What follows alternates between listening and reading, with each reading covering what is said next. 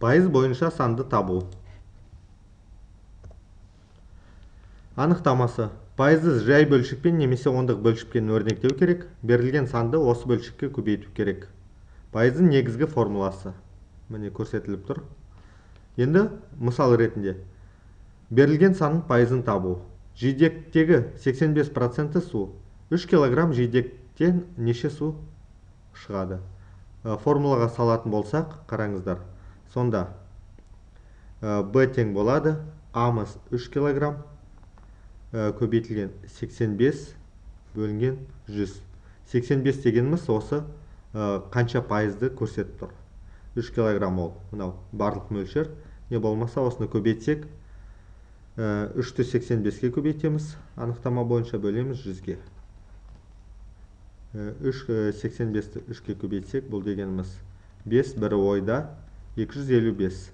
Не болмаса 255 бөлінген 100.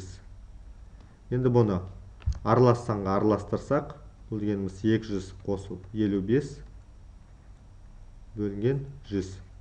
Не болмаса 2,55-тен 100. Енді пайызды жай бөлшекпен немесе ондық бөлшекпен өрнектеу керек. Берілген санды осы бөлшекке бөлу керек. Енді мысал ретінде қарайық. Мектептегі бастауыш сыныптарда 480 оқушы оқиды. Бұл мектептегі барлық оқушының 30%. Мектепте барлығы қанша оқушы оқиды? Егер де осындай есептер болса, онда мына формулаға сүйенуге тиіссіздер. Бұл деген А тең болады Б 480 барлық оқушы бөлеміз. Енді 30 бөлінген 100.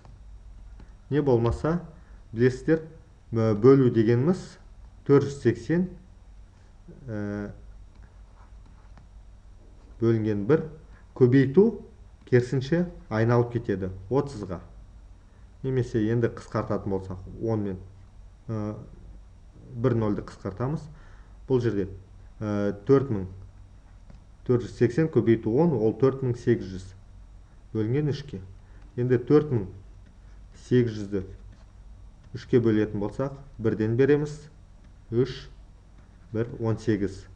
6, 18, қалған 2 0 жазылады. Сонда барлық оқушы 1600-ге тең екен.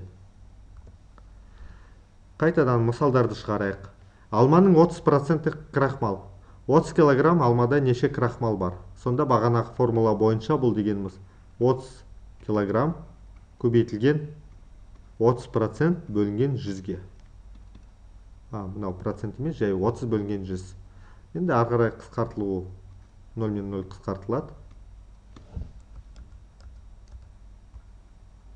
0 мен 0 қысқартылады. Сонда 30 көбейтілген 3 бөлінген 10-ға. Не болмаса, бұл 90 бөлінген 10 тең 9-ға.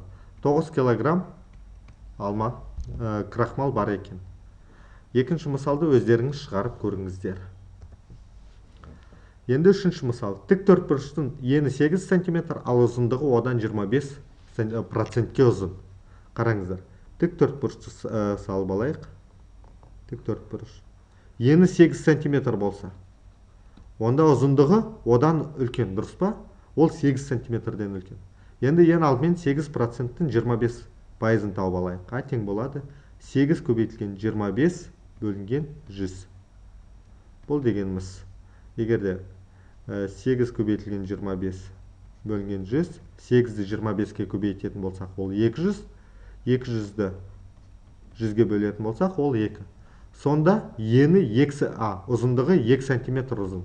Сонда 8 қосу 2 см болады ұзындығы. Не болмаса 10-ға. Енді ауданын есептеу үшін 8 см енді көбейтеміз 10 см ұзындыққа. Не болмаса 80-ге тең. Төртінші мысалды өздеріңіз шығарып көріңіздер. Пайызды табудың формуласы қандай? Пайыз бойынша санды қалай табу керек? Осы екі сұраққа жауап беріп көріңіздер өздеріңіз.